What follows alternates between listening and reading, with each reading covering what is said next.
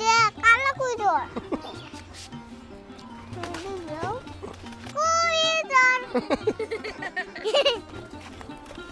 কবুতর তো এই যে সারুইতাছে এই যে।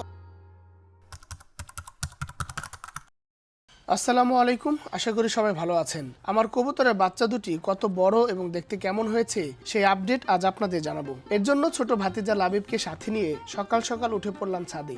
ওইটি কার কবুতর? আমাকে বাচ্চা কবুতর। ছাদে উঠেই প্রথম যে দৃশ্যটি দেখলাম তা দেখে মোটামুটি অবাকই হলাম। বাচ্চাগুলো এত বড় হয়ে গেছে আর খোপের বাইরে এই প্রথম ওদেরকে আমি দেখলাম। প্রথম দেখায় মনে করেছিলাম অন্য কারো কবুতর উড়ে এসেছে, কিন্তু লাবিব বলল এ দুটিই সেই বাচ্চা। বাচ্চাগুলো শুধু বড়ই হয়েছে তাও না, এরা উড়তেও শিখেছে। আর এটি দেখতে ইচ্ছে করে এদেরকে ছাদ থেকে উড়িয়ে দিচ্ছিলাম। এক পর্যায়ে এরা উড়ে এখান থেকে আরেক ঘরের টিনের চালে গিয়ে বসলো। তার মানে এরা পুরোপুরি উড়া শিখে গেছে।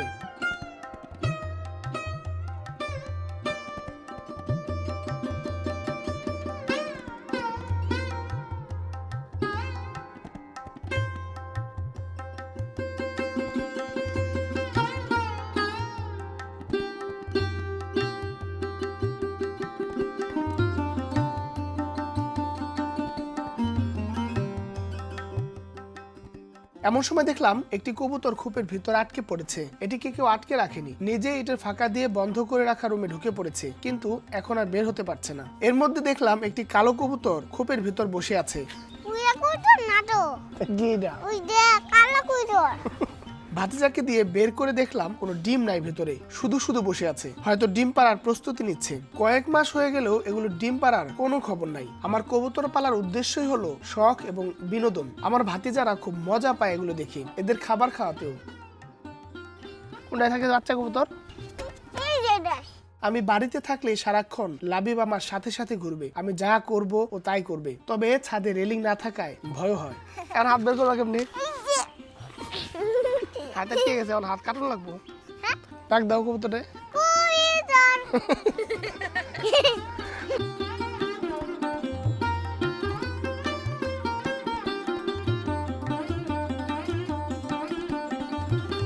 এই বাচ্চা দুইটার মা বাবা হলো ওই নারকেল গাছে বসে আছে।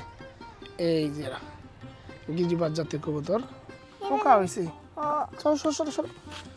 পিছিয়ে এসে বড় দেখি কবুতর আসে নাকি না।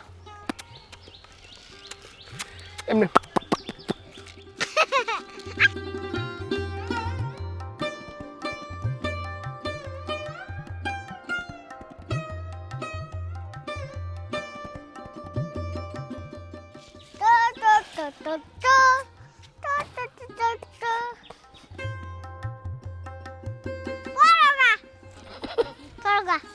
কি কম রে?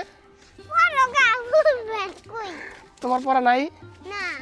ছাদে কাগজি লেবু গাছটিতে বেশ কিছু লেবু ধরেছে। এতদিন শীতের প্রকোপ থাকায় ফুল আসেনি আর তেমন পানিও দেওয়া হয়নি। এখন গুনে দেখলাম প্রায় 35টি লেবু এসেছে ছোট্ট গাছটিতে। আশা করা যায় রোজার মধ্যে লেবুগুলো খাওয়া যাবে ইনশাল্লাহ। সাথে আনার গাছেও একটি ফল বড় হচ্ছে।